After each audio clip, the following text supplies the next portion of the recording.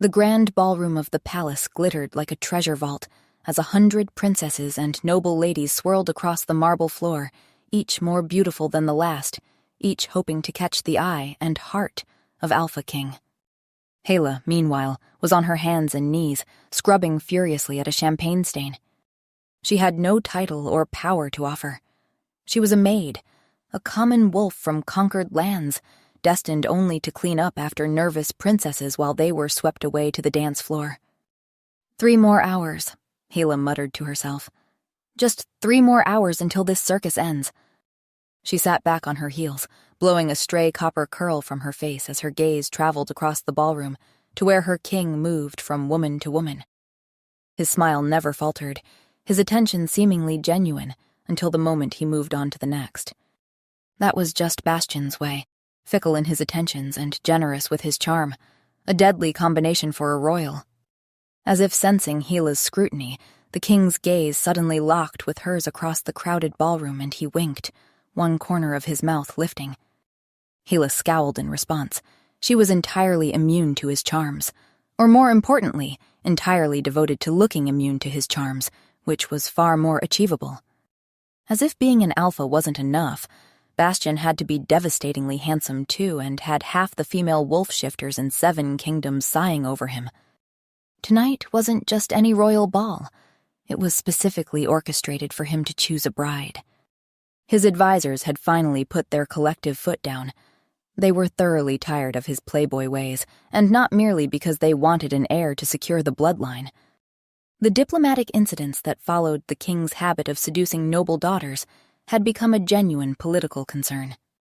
Well, Hala thought bitterly, his terrible reputation hasn't stopped 100 princesses and noble girls from attending tonight. Perhaps it was his vast, prosperous kingdom that drew them, or perhaps it was those perfect dimples that appeared when he smiled. Hala wouldn't know. She absolutely did not notice things like that. Just like she didn't notice how his laugh made something warm unfurl in her chest. Chapter 1. Hala cursed under her breath as a passing nobleman nearly stepped on her hand. His scent, rancid with arrogance, hit her before his shadow did. "Is there a reason you're in my way, girl?" the noble asked coldly. "To better lick your boots, sir. Why else?" Hala replied sweetly. The nobleman's face darkened with anger. "How dare you!" A shadow fell over them both, and the man's face suddenly drained of color. Hala didn't need to turn around to know exactly who stood behind her. "Lord Kellen," Bastian's voice was silk over steel. "I believe the Emberwood delegation is looking for you." The nobleman retreated without another word, and Hala would have considered thanking Bastian for getting rid of him if he hadn't been, well, Bastian. "Enjoying your evening, Freckles?" the king asked, smoothly stepping into her line of vision. Hala pointedly ignored him. He absolutely hated being ignored. It drove him insane. "That stain coming off as you'd hoped?" Bastian persisted. As Hala continued her silence, she saw movement from the corner of her eye, and the next thing she knew, red wine was pooling on the floor beside her. She looked up to see Bastian pointedly emptying his glass onto the floor. "Oh, how clumsy of me," he said with an unrepentant grin. "Don't you have other people you can torture?" Hala finally snapped. "Like one of the gazillion ladies who came all this way just to entertain you?" "They're just not as fun as you," Bastian protested. "I mean, I can hardly ask them to clean up after me, can I?" "Yet you can hardly keep your hands off them either," Hala muttered. His eyes immediately gleamed with interest. "And does that bother you, Freckles?" he asked. "The only thing that bothers me is having to see it," she said instead. "Well, for someone who hates seeing it, you stand there gaping for an awfully long time whenever it happens," Bastian teased. "One might think you were enjoying the show." Hala flushed hot with embarrassment. "I do not enjoy watching you," she began. "Your Majesty," a voice interrupted. A noble, Lady Elaine from Westhold, appeared at Bastian's side, practically thrusting a crystal goblet into his hands. "Please allow me to fetch you another drink," she simpered. Hala gaped at the woman, shocked by her utter lack of dignity. Bastian had sent her packing 3 months ago without so much as a proper goodbye, yet here she was, at his beck and call like an eager puppy. Hala would never debase herself like that for any man, Alpha King or not. "Freckles," Bastian said, his eyes never leaving Hela's face as he accepted the drink. "Can you fetch me one of those strawberry desserts from over there?" Hala stood with a grunt. All right, maybe so she would, but only because it was literally her job to be at his beck and call. That was entirely different from Lady Elaine's shameful display. Entirely. "Can you believe it?" Jeff appeared beside her, nervously adjusting his livery. "Our king, getting engaged tonight." Jeff was Bastian's valet, a job that seemed to leave him in constant anguish. "I really can't," Hela admitted. "Oh, aren't you even a little excited?" Jeff nudged her. "Think of it. A royal wedding, celebrations throughout the kingdom." Hala snorted. "That man can't keep his attention on a woman for more than a few days. He's not about to do it for a lifetime. Look at him, already dancing with someone new." "If you ask me, he only does it because he knows you're watching," Clarice said, a kitchen maid, slipping in beside them. "He does it because he can't stand the idea that someone might not worship him," Hala shot back. She'd long ago realized her indifference was the only thing keeping Bastian's attention. If she ever melted under that golden gaze like the others, he'd move on in an instant, and that was exactly what she should want. To be free of his irritating presence and the foolish daydreams. And yet, when his eyes found hers across the dance floor, Hala knew she'd never stop aggravating him. She couldn't bear the thought of those eyes never seeking hers again. "A mating bond is forever," Clarice pointed out. "Once he chooses his mate, if he even bothers," Hala cut her off, heart skipping. "Which I doubt. He's much too fickle." True mates were rare among wolves, rarer still among royalty, where politics always outweighed fate. Steward Holloway strode past with his clipboard, then stopped. "That's our king you're speaking of," he hissed. "Mind your words." Hala bit her tongue instead of saying that he had the maturity of a 12-year-old, because she'd known him at 12, and he hadn't changed since. "It was all well and fine for you to play with his majesty as children," Holloway continued. Hala nearly laughed. A memory rose unbidden, Bastian slipping a snake into her bed, her chasing him with it through the gardens, both of them ending up in the fountain. Play? Hardly. They'd tormented each other. The good old days. "But now," Holloway droned on, "you must learn your place and show proper decorum." Hala ignored him. Something about Bastian's movements had caught her eye. He blinked rapidly, as if struggling to focus, his steps faltering. "Is he drunk?" she murmured. "Hala!" Holloway sputtered. "See, this is exactly what I mean. You can't just imply—" "Shh," she cut him off, straining her senses. Bastian stumbled, catching himself on a table, then swayed. His goblet slipped from limp fingers. "Something's wrong," Hala said, her body tensing. "Bastian!" She pushed through the crowd. "Hala! You can't just call the king by his— Where are you going? Hala!" Holloway's protests faded. Bastian never showed weakness in public. If he was faltering now, it was serious. "Freckles," he breathed when he saw her, relief flickering across his face. He leaned heavily against her as she grabbed his arm. "What's wrong?" she whispered. His golden eyes tried to focus. "I don't—" His voice was faint. "I think I—" His words died as his eyes rolled back. He collapsed, and Hala lunged, catching him before he hit the floor. His weight drove her to her knees, his body limp against hers. "Bastian," she whispered, cradling his head and brushing back his dark hair. "Stay with me, please." For a heartbeat, his gaze cleared. He looked at her face with something like wonder. Then his hand slipped to the ground, and the ballroom erupted in chaos. Chapter 2. Guards rushed forward as courtiers recoiled, gasps rippling through the ballroom. Someone screamed about assassins. "Step away from His Majesty," ordered a guard, reaching for Hela's arm. She jerked back. "Don't be stupid, Lawrence. It's me!" "Sorry, Hala. Captain's orders." "Oh, tell Theon where he can shove his orders," she snapped. More guards closed in, shielding them from the panicked nobles. Holloway's voice carried over the chaos, commanding that no one leave. Diplomats protested, nobles sobbed, and someone demanded their ambassador. None of it mattered. Hela's gaze stayed on Bastian's still form, her heart hammering. What would grandmother do? Her grandmother, once the royal healer, had trained her well before passing last winter.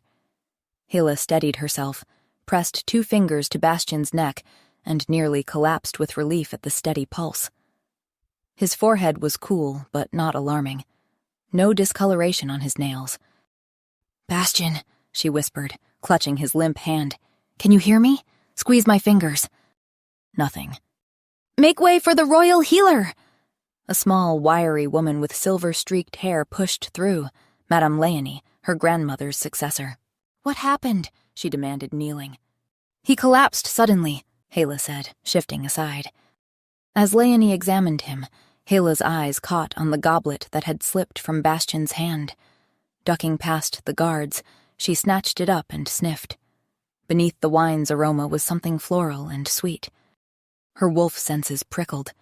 Tracking sense was her gift, even if she'd never joined the royal guard like she'd dreamed. The late king had barred women from service, and by the time he died, it was too late for her training. But no one in the palace could match her nose. Scanning the crowd, her gaze landed on Lady Elaine near the doors, wringing her hands. Earlier, she'd pressed a drink into Bastian's hand. Their eyes met. Elaine's widened. "It was her!" Hela shouted, pointing. "She poisoned the king!" The ballroom froze. "It's not what you think," Lady Elaine cried. "He's going to be fine. I can help him." The steward faltered. "Wait, are you saying you did poison him?" "Yes," Elaine blurted, then backpedaled. "No, well, not exactly." "Not exactly?" Captain Theon's hand went to his sword. Hela seized Elaine by the shoulders. "What does that even mean? What did you do to him? Is he dying?" "He's asleep," Leonie's calm voice cut through the tension. "Asleep?" "Yes," Elaine said triumphantly. "See? He's perfectly fine, just taking a quick nap." "You drugged him?" Hela roared. "Were you hoping to kidnap him while everyone was distracted?" "Of course not," Elaine protested, tears welling. "I would never harm him. I love him." Hela snapped. "She drugged His Royal Highness at a royal ball. Clearly she has bad intentions." "My intentions were pure," Elaine insisted, "and driven only by the purest of love." The very idea that this noble woman could speak of love after what she'd done made Hela's wolf want to tear something apart, preferably Elaine's fancy gown. All right, Steward Holloway interrupted. "Lady Elaine, perhaps you could explain to us why you gave His Majesty a sleeping potion?" Elaine lowered her gaze demurely. "It's not exactly a sleeping potion," she said softly.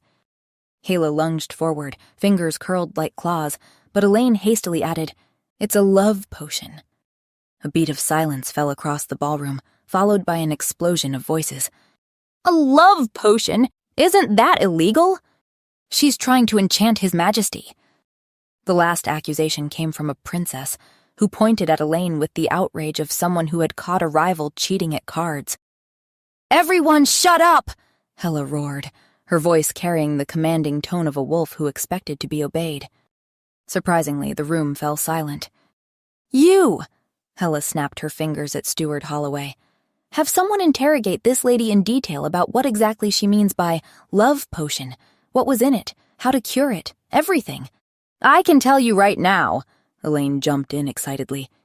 "And you," Hela cut her off, pointing to Captain Theon. "We need a full report on how a guest could have smuggled an illegal potion into a royal function under all our noses." The captain nodded, looking appropriately chastened.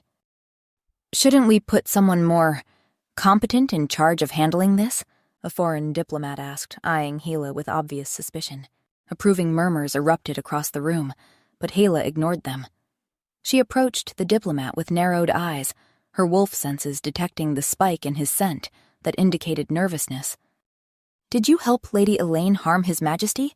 she asked, meeting his gaze directly. "What? Of course not."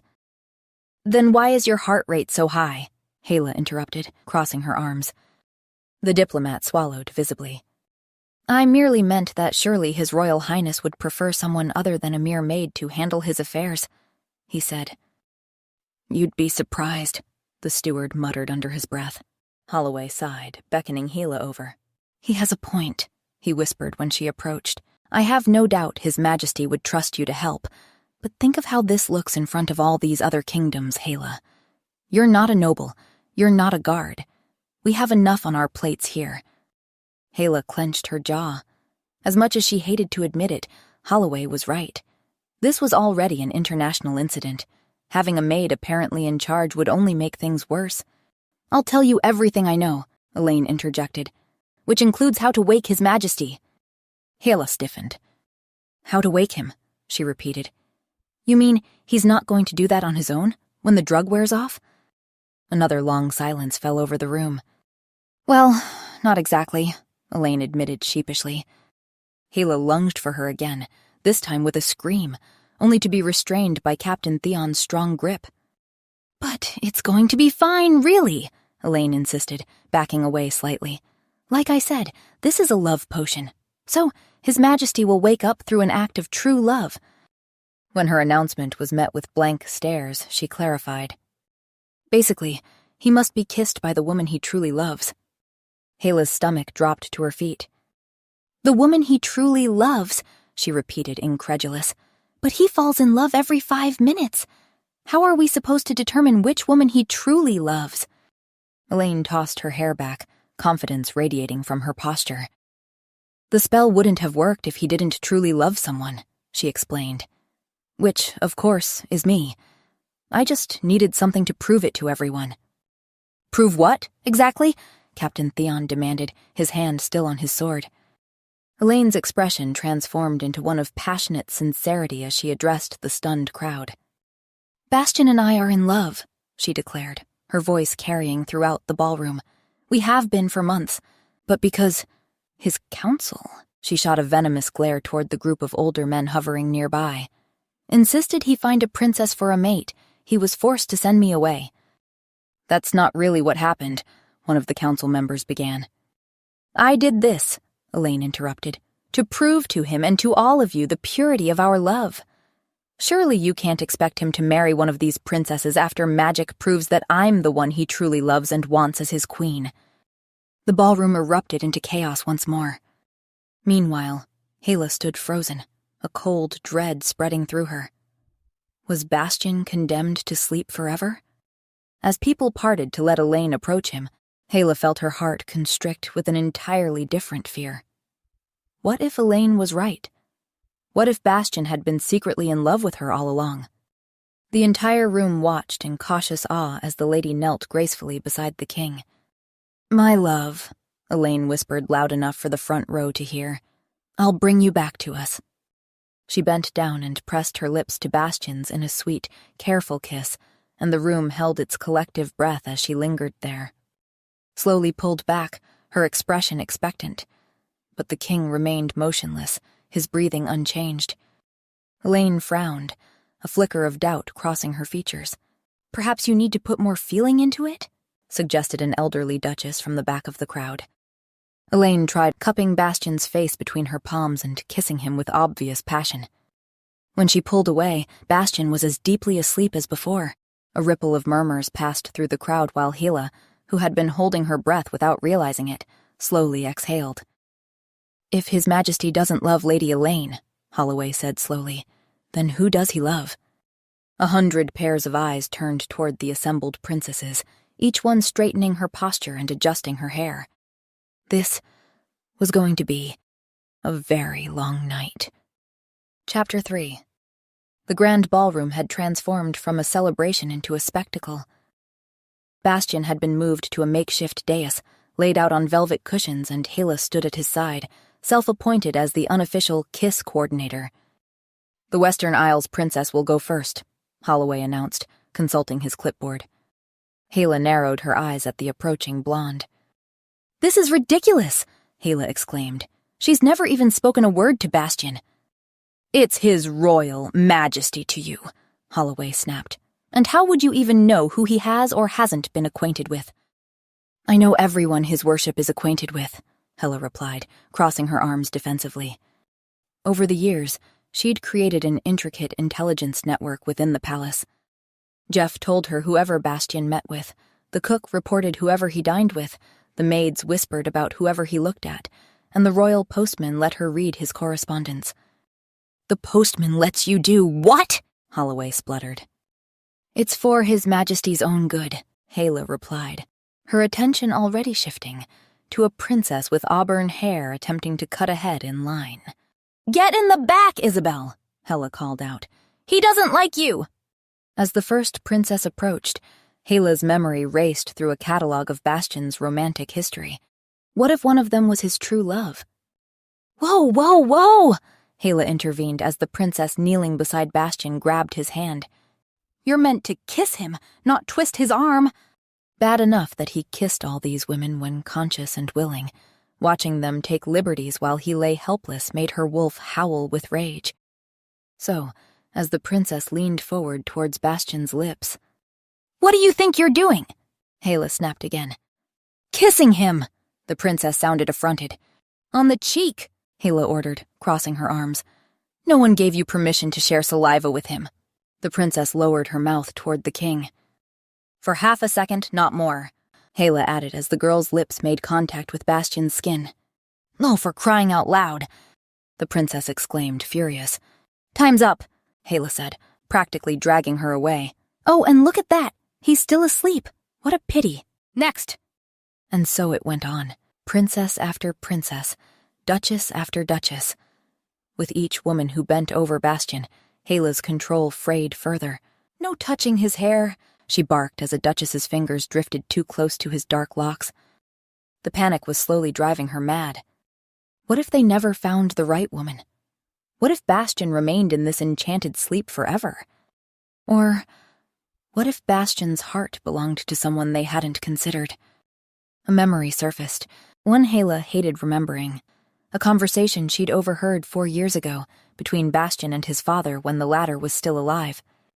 She'd been bringing fresh linens to the king's chambers when raised voices from the study made her pause. "Is this a joke?" the old king had demanded. "A common girl? With no land, no dowry, no prospects?" "There is nothing common about her at all," Bastian had replied, his voice raw with emotion. Hala had never heard him so upset, so genuinely furious. "She means everything to me," he'd added, and his tone. He'd been serious then. Hala had known just from that tone, and it had pierced her heart, for everyone in the palace knew about Bastian's relationship with Oriel, a beautiful kitchen maid. "I know you're an embarrassment," his father had snapped. "And I swear, if you don't put the ridiculous idea of mating with her behind you, I'll have her disappear from this palace. Indefinitely." Shortly after that overheard argument, Oriel had been sent to the country estate, and Bastian had changed. His easy smile had hardened into something more cynical. His playful nature had taken on an edge of recklessness, and he'd begun bringing home a parade of noblewomen, none lasting more than a week. What if all this time, all these women, had just been his attempt to forget about her? About Oriel? "That's the last one," Holloway announced, checking his list as the final princess stepped away from Bastian. "Every eligible noblewoman at the ball has attempted to wake His Majesty." A hush fell over the crowd as all eyes turned to Bastian, who remained as peacefully asleep as before. "Well, what do we do now?" someone asked, breaking the silence. Hala's throat tightened. "I think," she said slowly, "I might know who he truly loves." Several heads turned her way. "Finally!" Captain Theon sighed in relief. "I was wondering when you'd—" "I think it's Oriel," Heller explained. The captain's face fell. "Who?" he asked. "The kitchen maid who worked here 4 years ago," Hela explained, throat tight. The council members exchanged uncomfortable glances, clearly remembering the incident. "It's worth trying," Holloway said finally. "We can send riders to fetch her immediately." Hala nodded, her heart like lead in her chest. "I'll go find Madame Bramble," she said, heading out to find the head of staff. If bringing Oriel back meant saving Bastian, then she would do it, even if it broke her in the process. Chapter 4. Hala found Mrs. Bramble in her usual domain, the staff quarters adjacent to the kitchens. "Mrs. Bramble," Hala called. "I need your help." The old woman looked up, her shrewd eyes taking in Hala's disheveled appearance. You look terrible, child. Thank you for noticing, Hala replied dryly. I need to fetch someone from the country estate, immediately. Mrs. Bramble's brows furrowed. Why? Because we need to find Oriel, Hala explained. Who? Mrs. Bramble asked, confused. The kitchen maid. The one Bastian, His Majesty, was involved with 4 years ago. The girl he loves. Mrs. Bramble stared at her in utter bewilderment. Hala took a deep breath and recounted the evening's events. The love potion, Bastian's collapse, and Lady Elaine's confession about true love's kiss. So that's why we need to find Oriel, Hala concluded. I think she might be his true love. Mrs. Bramble snorted, patting Hala's hand sympathetically. Oh, I'm sure there are things we could try before resorting to that, she said, giving Hala a pointed look. Well, we already tried everyone else, Hala replied, bewildered. What do you think we should do? Mrs. Bramble faltered slightly. What do you mean you tried everyone else? She asked. I mean, every available young woman at the ball already kissed His Majesty, Hala explained. Nothing worked.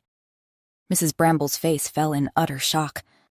Oh, my dear, she said eventually, looking more emotional than Hala had ever seen her. Well, not everyone, I guess, Hala amended, thinking through the palace staff roster. Tasha didn't kiss him, I suppose. Tasha had been the only other female staff member left in the ballroom during Bastian's collapse. The rest of them, Clarice, the other kitchen maids, the laundresses, had come and gone throughout the evening and hadn't been present during the event. Mrs. Bramble took Hala's hand and squeezed it. I can't believe... Are you all right, my dear? She asked, searching for her words. Hala shrugged awkwardly. It's been a really long night. The memory of the past hours washed over her.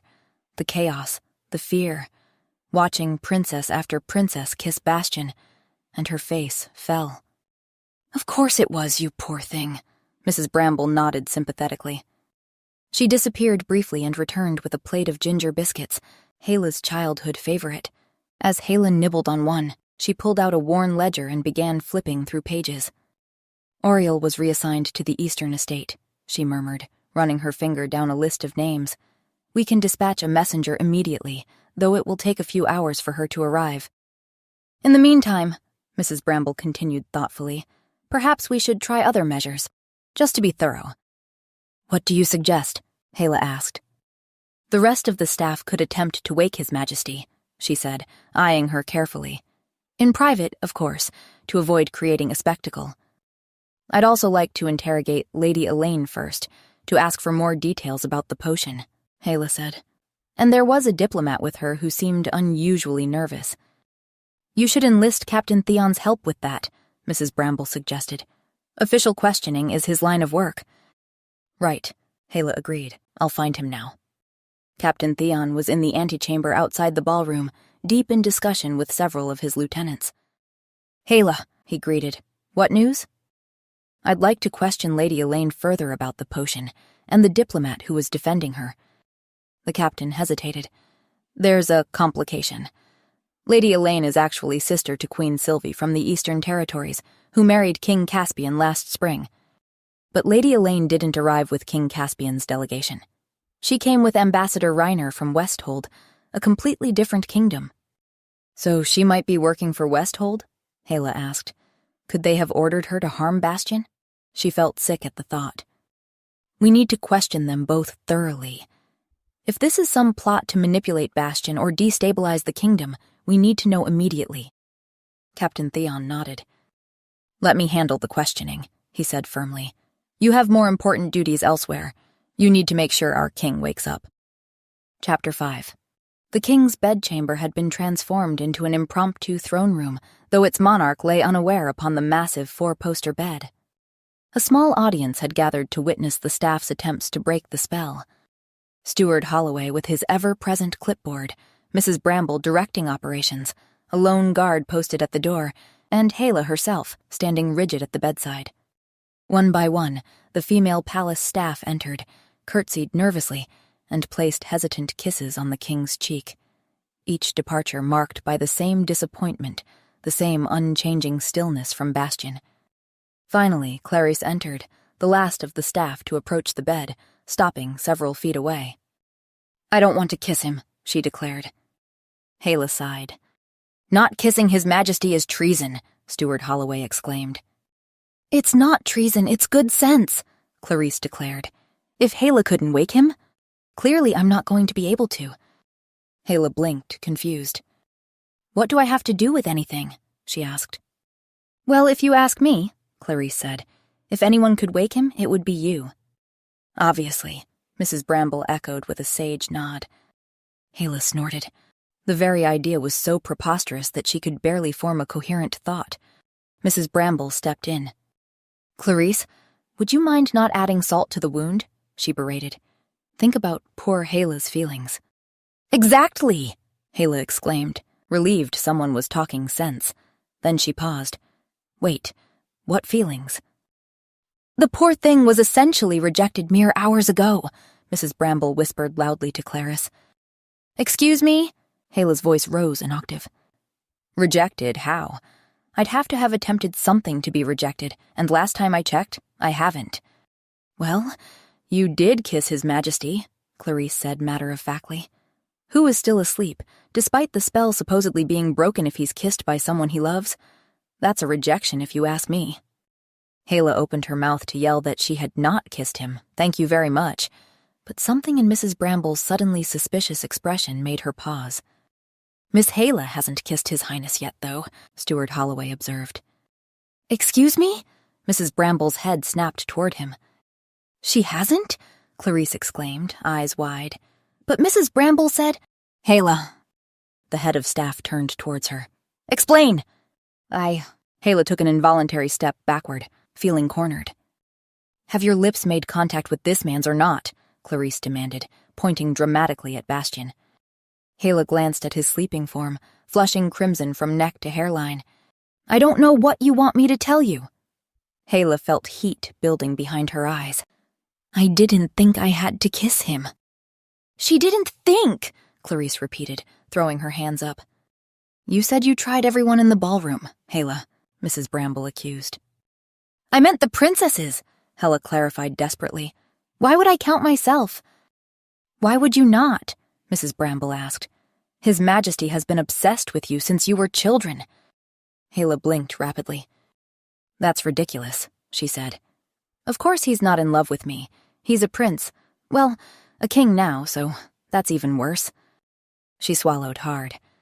"And all he's ever done is mock me and annoy me and parade beautiful women in my face. He interrupts my work and makes fun of my hair and calls me Freckles, even though he knows I hate it." She took a shaky breath. "He flirts with everyone but never with me." "Ooh, you mean he treats you differently from everyone else?" Clarice translated with an eye roll. Hala's fist clenched. "If he loved me, he would have told me," she exclaimed furiously. "What's stopping him? He's the king, for heaven's sake. He can have anyone he wants." Unlike her, forever trapped as a maid, forever beneath his notice except as an object of torment. "Oh, I see," Clarice nodded sagely. "She's scared. That's why she didn't kiss him, if you ask me." "Nobody asked you, Clarice!" Hala shouted, her composure shattering. In the startled silence that followed, Mrs. Bramble gripped Hala firmly by the shoulders. "My dear," she said, her patience wearing thin, "I understand that after years of romantic tension, you're a little nervous about finding out whether His Majesty loves you or not. But rest assured," she went on, "you're the only one in this entire palace, save perhaps the steward, who has any doubt of how this is going to turn out." "Well, she is just a maid," Steward Holloway interjected defensively. "How was I to know His Majesty was in love with the maid when all he ever does is parade around with a horde of different women?" "Thank you!" Hala exclaimed. "Oh, for heaven's sake!" the guard at the door suddenly exclaimed, startling everyone who had forgotten his presence. "Do you want the king to wake up or not?" "Of course I do," the steward replied, affronted. "Then for the love of all that is good in this world, please shut up and let the girl kiss him," the guard exclaimed. Pushed by 3 sets of expectant eyes, Hala found herself at Bastian's bedside, looking down at his peaceful face. Just like him to be sleeping blissfully while she tortured herself with silly ideas, heart hammering in her chest so hard she feared it might burst. Because of course she was scared. In the privacy of her mind, at least, she could admit that. How many times had she wondered what it would be like to kiss him? How many nights had she lain awake, imagining the feel of his lips against hers? How many times had she dreamed of this very moment, only to wake with the bitter taste of impossibility on her tongue? As long as she never tried, she could still hope. She could still tell herself that maybe, just maybe, beneath all his teasing and tormenting, he cared for her. But if she kissed him, and he didn't wake, then even that small hope would die, and she would be left with nothing but the hard truth. She had always loved him and would always love him, regardless of whether he loved her back. "Fine," she sighed, sitting carefully on the edge of the bed. In sleep, the king looked younger, the arrogant mask gone, leaving only Bastian. The boy who'd chased her through gardens, who'd argued with her over everything, and who'd stayed up all night by her side the night of her grandmother's passing. Taking a deep breath, Hala leaned forward. Her lips were inches from his when the door burst open. "Oriel has arrived," announced a breathless messenger. Hala jerked back from Bastian as if burned, and the guard at the door unleashed a string of curses colorful enough to make even Clarice blush. Chapter 6. Hala jumped to her feet. "Would you look at that? Oriel is here," she exclaimed with forced brightness, ignoring the bitter disappointment that sank like a stone in her stomach. "Who?" Clarice frowned, looking toward the door. Oriel entered hesitantly, her eyes darting between the assembled faces before settling on Hala. She was still pretty in that delicate way, with soft brown hair and gentle eyes, the same woman who had once captured Bastian's attention. The memory of his voice, rough with emotion as he'd argued with his father over her, echoed in Hala's mind in an endless loop. "Welcome back, Oriel," she said, the words sticking in her throat. Oriel smiled politely, though confusion was evident in her expression. "I was told I needed to come see the king immediately." Her gaze drifted past Hala to the bed, where Bastian lay motionless. "Is he all right?" Yes, now that you're here, he will be," Hala assured her, pulling Oriel forward by the hand and leading her to Bastian's bedside. "All you need to do is kiss him." Oriel stopped abruptly, her eyes widening in shock. "You want me to kiss His Majesty?" She looked around the room as if searching for confirmation. "Yes, please, it's important," Hala urged. "Please, miss, if you would," the steward said with uncharacteristic politeness. Oriel looked from one face to another, clearly bewildered by the unusual request but seeming to understand its urgency. With visible reluctance, she approached the bed, leaned down, and placed a chaste kiss on Bastian's forehead. Hala held her breath, her heart pounding painfully against her ribs. This was it. This was the moment when Oriel would prove to be Bastian's true love, when he would open his eyes and see the woman he had fought for, had lost, and now had regained. Everyone in the room leaned forward, the silence thick with anticipation. But nothing happened. Bastian remained perfectly still, his breathing unchanged, his expression serene. "Wow, how unexpected," Clarice muttered sarcastically. "We all really thought he'd wake up." Mrs. Bramble coughed discreetly into her hand. "What was that about?" Oriel asked, looking around the room. "What's wrong with His Majesty?" The steward stepped forward with a sigh. "Someone gave him a magical potion at the ball tonight. He fell asleep and can only be awakened by true love's kiss." "A love potion?" Oriel's eyes widened. "And you thought I could help?" "We did not," Clarice replied flatly. "But she did," the steward pointed accusingly at Hala, who felt compelled to explain her reasoning. "Before you left the palace," she told Oriel, "you and the king had gotten close, and once I overheard him talking about you to his father." "About me?" Oriel repeated, clearly surprised. "Yes, I think—" Hala paused, throat tight at the memory. "I think he intended to claim you," she murmured, looking away. But his father refused. "What?" Oriel gasped, stunned. "His father threatened to send you away if he didn't end things," Hala continued. "And when you were transferred to the country estate, Bastian changed. The memory of those dark days made Hela's chest ache. Bastion had been almost unrecognizable, reckless, cynical, deliberately provoking his father. "So you see why this doesn't make sense at all," Hela concluded. Oriel bit her lip, glancing at Bastion sleeping before looking back at Hela. "Right," she murmured, looking increasingly uncomfortable. "But you see, the thing is, I don't think he was talking about—" The door burst open before she could finish, revealing Captain Theon with Lady Elaine and Raynor, the ambassador from Westhold, in tow. "Sorry, but I have information I must share," he announced gravely, pushing Lady Elaine and the diplomat forward. "Go on, tell them what you told us." Lady Elaine's lower lip trembled as she pointed an accusatory finger at Raynor.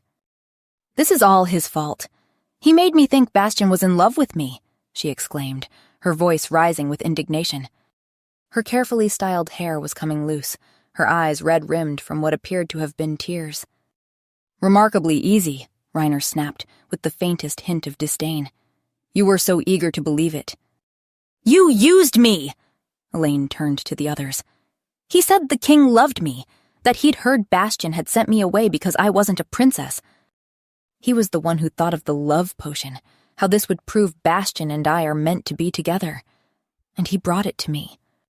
Hela's mind raced to make sense of this new information. "But why?" she asked, unable to make sense of this revelation. The diplomat looked like he was going to ignore her, but a hard push from Captain Theon made him reconsider. "My actions were taken under direct orders from my king," he confessed, "whose daughter was once rejected by King Bastion." "Rejected?" Hela echoed, her brow furrowing. "Straight up rejected," Raynor confirmed with a slight sneer that betrayed his personal feelings on the matter. "Princess Isadora had fallen in love with him from afar," Raynor continued, his voice hardening. "She was utterly dejected upon his refusal. Her father, my king, was not just disappointed but personally insulted. After all, King Bastion has quite the reputation as a—" his lip curled in distaste— appreciator of female company. For him to publicly reject a princess of the Westhold royal line while continuing his liaisons with women of far lesser status, it was an insult that could not stand. "Are you saying your king wanted revenge?" Captain Theon stated flatly. "He wanted justice," Raynor corrected with practiced diplomacy. "So you thought to kill him?" the guard demanded, his hand moving to his sword. "Not kill him," Raynor replied calmly. "As many have pointed out tonight, including your healer, he is merely asleep." "For how long?" Hela exclaimed, furious. "We may never find who he truly loves." "It was never about that," Elaine interrupted desperately, her voice cracking. "He lied to me." Raynor continued as if neither had spoken.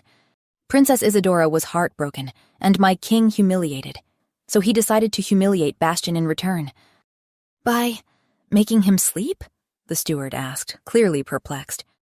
"Lamest plan I ever heard," Clarice muttered.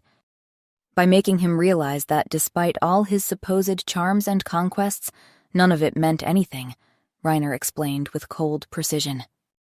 "Because it was never about him loving someone that would wake him up. It was about having someone really love him." A heavy silence fell over the room as his words sank in.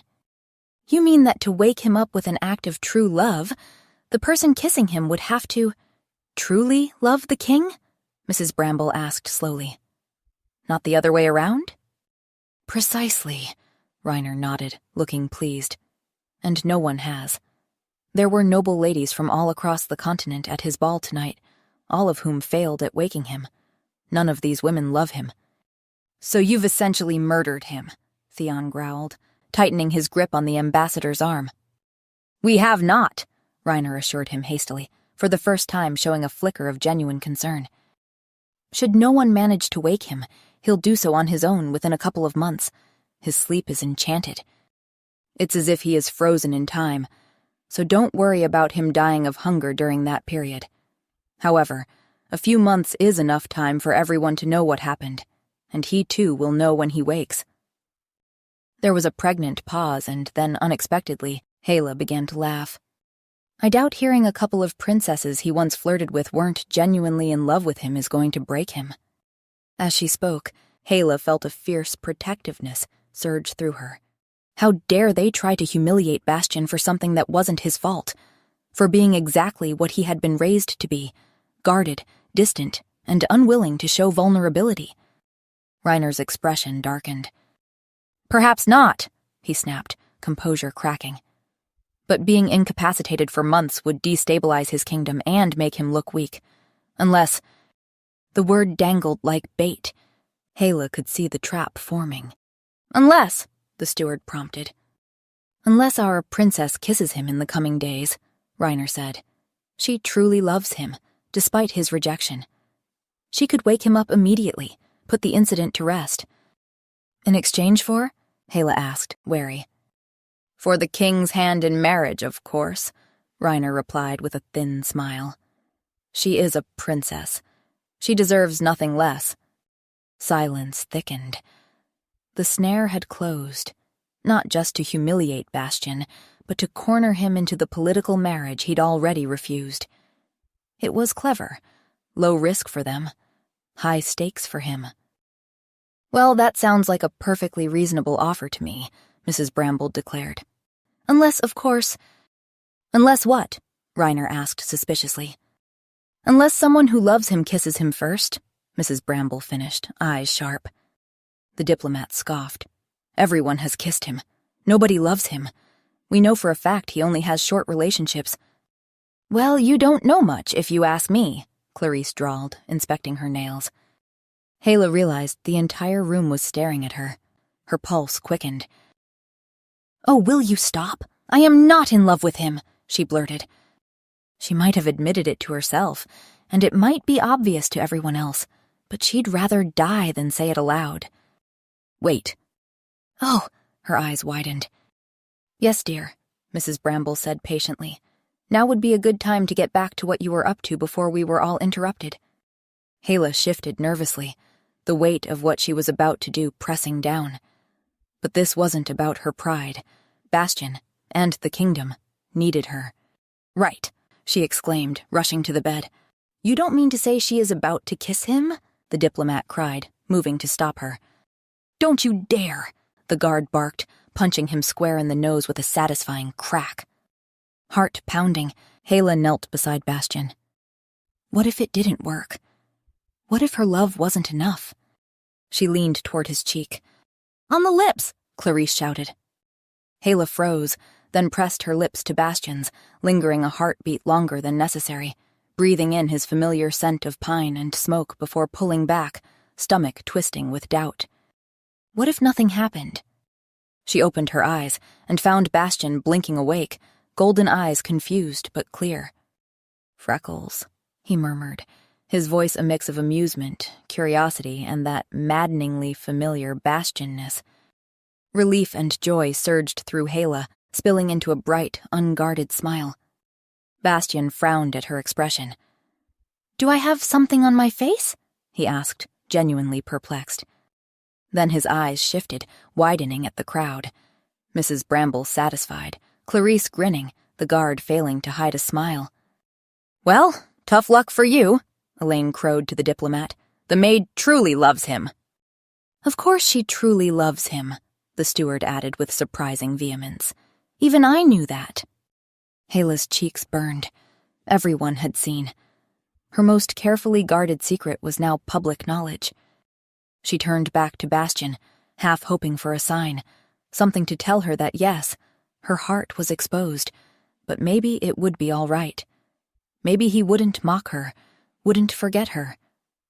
Maybe he even felt something in return. For a moment, hope bloomed. But his face held only confusion. "Hela?" Bastian asked carefully, reaching for her hand. Dread crashed over her. Soon he would understand, and then what? Would he lose interest? Avoid her? She couldn't bear it. Before his fingers touched hers, she was on her feet and running from the room. Chapter 7. 2 days had passed since the night of the ball. 2 days of Hela avoiding Bastian like he carried the plague. Bastian had sent the Westhold diplomat home with a firmly worded warning to his king about the consequences of future interference. Bastian had spoken with Queen Sylvie about her troublesome sister Elaine, who was now mucking out stables as punishment. perhaps the only satisfying outcome of this entire debacle in Hela's opinion. Bastian was handling everything with surprising diplomacy and calm efficiency, and he was looking for her. Jeff, the king's valet, had become her unwanted shadow. He appeared everywhere she went, bearing messages and letters from Bastian. Each time, Hela had the same response. "I don't have time, Jeff."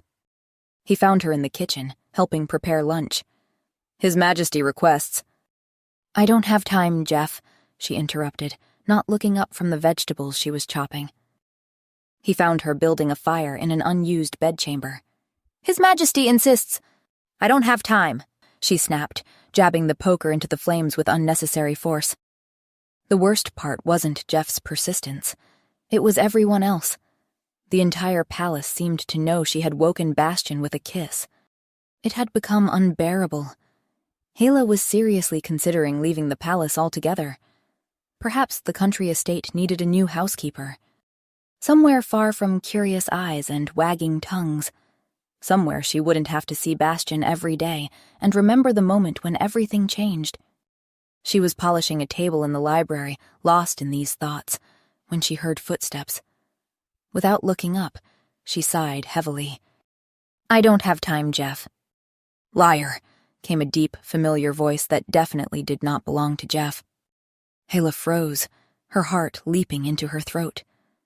Slowly, she turned to find Bastian standing in the doorway, arms crossed over his chest, his golden eyes fixed on her with an intensity that made her breath catch. "Your Majesty," she dropped into a curtsy to hide the flush she could feel spreading across her cheeks. "I didn't realize—" "Clearly," he interrupted, pushing away from the doorframe and stalking into the room with the grace of a predator.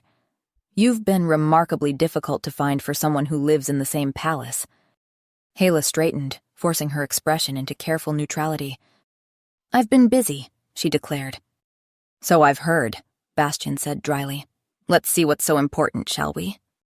He moved closer, studying the table she had been polishing, then running a finger along its gleaming surface. "I had no idea dusting required such concentration that you couldn't spare 5 minutes in 2 days." She took a deliberate step back, desperately trying to maintain her composure. "Thank you for your invaluable feedback on the art of dusting, Your Majesty," she said stiffly, looking anywhere but at him. "Will there be anything else?"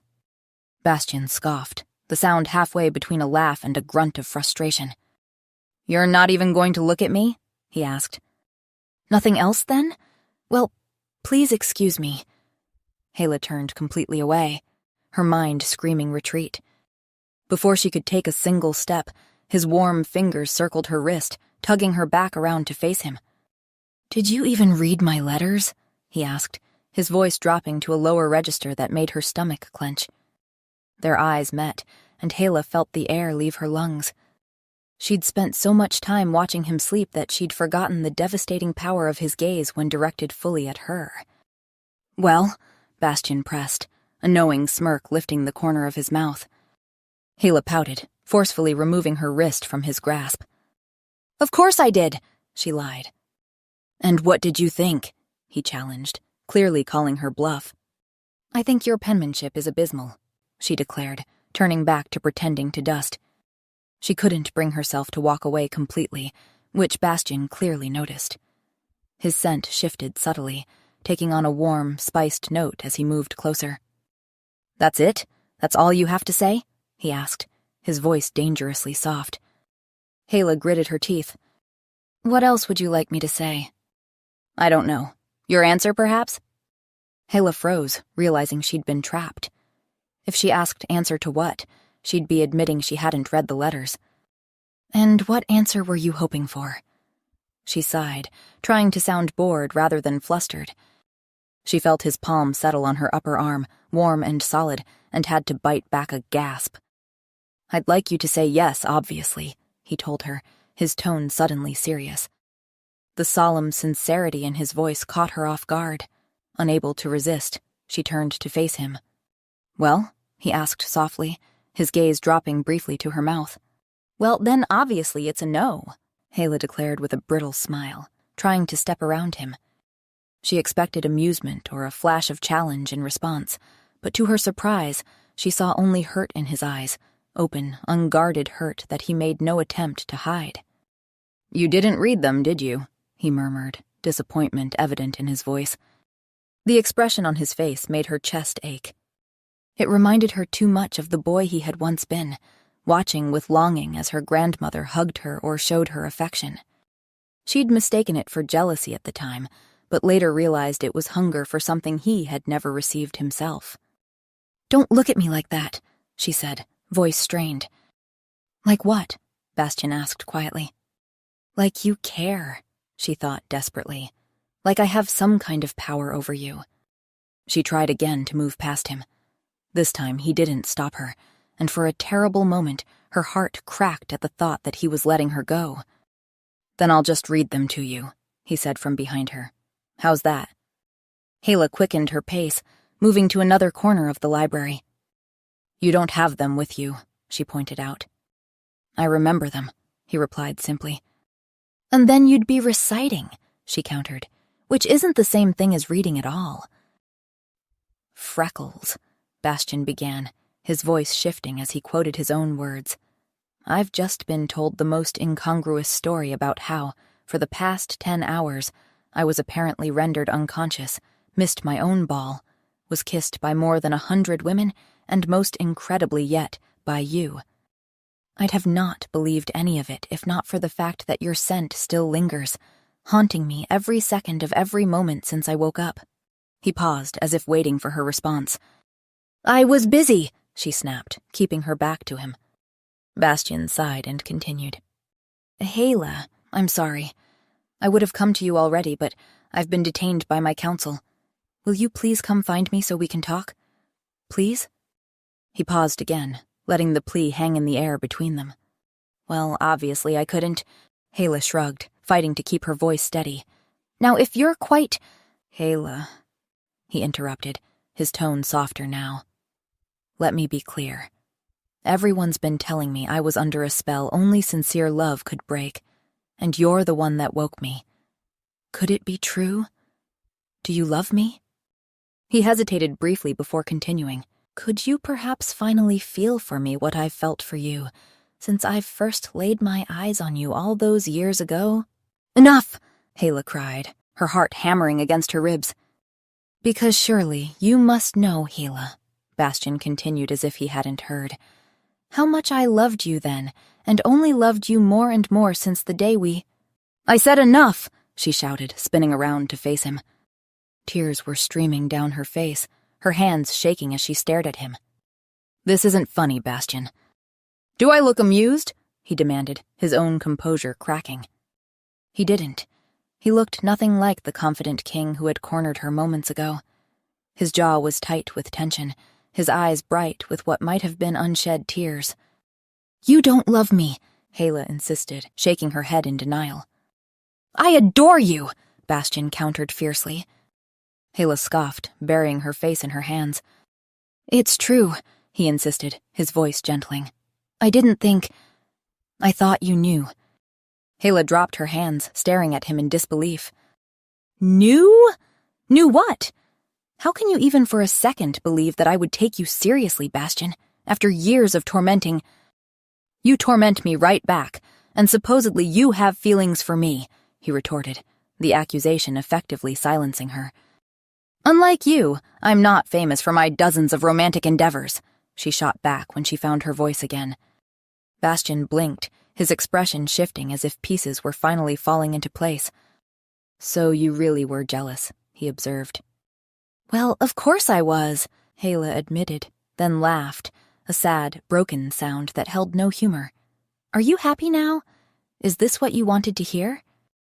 "No," Bastian said softly, approaching her with careful steps. Hala tried to evade. "Yes, I love you, Bastian. How could I not?" Her tears fell faster now, her voice cracking with emotion. "Congratulations. You win." Bastian looked stricken, his earlier confidence completely gone. "Hala, I didn't mean to upset you." "Oh, so what? You just thought, let me confront dear old Hala about her feelings, flatter my ego a bit. It'll be fun," she accused bitterly. "No!" Did you not think it would hurt me to be confronted with the fact that while you're the most important person in the world to me, I'm nothing but your servant?" The raw pain in her voice made the words even more devastating. "Did you not hear the part where I said I also love you?" Bastian asked, sounding genuinely affronted. Hala snapped her mouth shut, turning away again. "You said adored," she corrected stubbornly. There was a pause, heavy with unspoken emotion, before Bastian spoke again. "I love you," he said, his voice barely above a whisper. "I'm in love with you, Hala. I don't know why you won't believe me." "Because you've had hundreds of women," she countered, still not facing him. "And it's always the same, isn't it? Did you also tell them you loved them?" When she finally turned, Bastian's expression was a mixture of hurt and guilt that made her heart twist. "No," he said firmly. "I never told anyone that." Hala shook her head. "I did, however, tell most of them I loved you," he added. "That was quite frequent." Hala stopped short. "What?" she whispered. "These hundreds of women, as you say," Bastian explained, taking another step toward her. "They were never under illusions about how I felt, Hala. A lot of them I just asked to pretend." Hala shook her head in confusion. "Pretend what?" Bastian ran a hand through his hair. "It all started years ago," he began, his eyes never leaving hers. "When I realized I loved you, that I wanted to mate with you, to make you my queen. But I was worried about my father and what he would say. I knew he would never approve." Hala's breath caught as he continued. "So I decided to test the waters, to ask him directly, but to make sure there would be no consequences for you. I asked a kitchen maid to play along, to help spread rumors that she and I were close, intimate even. So, when I asked my father about marrying a common girl, he would assume I meant her." "You mean," Hala whispered, stunned by the implication, "are you talking about Oriel?" "Yes," Bastian confirmed, a shadow crossing his face at the memory.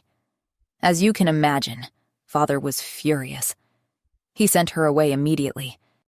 Hala didn't have to imagine. She knew because she had heard it all, the argument she had been replaying in her mind for years. "That was a test," Bastian explained, "and it showed me he would never let me marry you. Until he died, there would be no hope for us, and even less so if he found out I harbored feelings for you. But I couldn't stay away from you completely, so to better hide my feelings, I started developing a reputation. The pieces fell into place with dizzying speed. All these women, all these affairs. Even Oriel had been a decoy? When you told your father," Hala's voice shook with the enormity of the revelation, "you were talking about me?" "You heard?" Bastian asked, confused for a moment before understanding dawned. "You believed it. You thought I was really talking about Oriel." Hala nodded. "Is that why you started pushing me away?" Bastian asked quietly, the hurt in his eyes taking on new meaning. "All this time, I thought you didn't love me back. You were always so closed off, so mocking and defensive. I thought you really were what everyone said. A flirt, a playboy," Hala defended. "Even after your father died, you—" "After my father died," Bastian interrupted. "I'd become addicted to the way it got your attention. The way your eyes would follow me across a room when I danced with someone else. The way your scent would change when another woman touched me." His voice dropped lower. "I hoped eventually you'd realize you cared for me, if you were that jealous." "Oh," Hala breathed, too overwhelmed to say more. Years of misunderstanding, years of pain and longing, all because of a misheard conversation and stubborn pride on both sides. "Well," she said finally, trying to sound practical though her heart was racing. "I'm glad we cleared that up." Bastian frowned. "You're glad? That's it?" "What else is there?" she countered, the old fear resurfacing. "You're a king. I'm a maid." She turned to leave, but his next words stopped her. "At least let me read you my last letter." Despite everything, Hala felt a smile tug at her lips. "You mean recite?" "Recite, yes." Bastian cleared his throat dramatically. "To the noble court and citizens of Ironvale, he began. Hala frowned. That's not addressed to me. No, Bastian agreed. This is a copy of the address I made to everyone an hour ago. He continued. As many of you are aware, during the recent royal ball, I was placed under an enchanted sleep through the machinations of foreign agents. This plot was an attempt to force our kingdom into an unwanted alliance through manipulation and coercion. Bastian took a step closer to her as he spoke, his eyes never leaving hers. What you may not know is that the spell could only be broken by true love's kiss. I was awakened by a woman who truly loves me and whom I truly love in return. Hala's breath caught as he moved closer still. It is therefore my pleasure to announce that I will be making this woman my queen. We shall be wed before the month is out. Tears welled in Hala's eyes as Bastian closed the final distance between them, his voice softening. It's Hala, by the way, he said. Hala will be my queen. Should she accept, of course. He paused, his eyes searching hers as he added, They laughed at that part. I think they assumed you'd say yes. Hala couldn't help the small, choked laugh that escaped her. Say yes, Bastian murmured, reaching up to cradle her face in his hands, his thumbs gently brushing away her tears. Bastian, she protested weakly, overwhelmed by the moment. Please, he whispered, his lips now a breath away from hers. Say yes. I'm just a maid, she reminded him, her final defense crumbling rapidly. A maid who proved she can more than handle herself in a crisis, he countered, his eyes filled with warmth and pride. Who spent an entire night protecting me in this kingdom's interests to the best of her abilities, who is more than worthy of being queen. Hala gave him a shaky smile. And furthermore, Bastian added, not just a maid, but a woman, the one I've always loved and always will. Before she could think of another objection, he pressed his forehead to hers. Say yes, or I'm getting my hands on that potion, making you drink it and waking you up to prove to you the depth of my love. Hala laughed, joy bubbling up from somewhere deep inside her. Rising on her tiptoes, she closed the final distance between them, pressing her lips to his. Yes, she whispered against his mouth, feeling his smile match her own. Yes. Epilogue. 1 month later, Queen Hala of Ironvale stood on the palace balcony, watching the sunrise paint the kingdom in shades of gold. Strong arms wrapped around her from behind, and she leaned back against her husband's chest with a contented sigh. Any regrets, Freckles? Bastian murmured, pressing a kiss to the sensitive spot just below her ear. Just one, she replied thoughtfully. She felt him tense slightly. What's that? Turning in his arms, Hala gave him a mischievous smile. I rather miss having the authority to order you to clean up your own messes. Bastian laughed, the sound rich and warm. As if being queen has stopped you from ordering me around. True, she conceded, rising on her toes to brush her lips against his. Some things never change. And some things, he whispered, pulling her closer, change for the better. As their lips met again, Hala silently agreed. Some things indeed. If you enjoyed listening to this story, please hit the like button, share it with someone who'd love this, and subscribe to Nightbond Narratives. And ring the bell so you don't miss what's coming next. Tell me in the comments below which part of the world you are watching from. Also, tell me which part of the story you like the most. Compilation of a video of an audiobook takes a lot of time and effort. So, if you see any ambiguity, please ignore it. I hope you will appreciate my effort.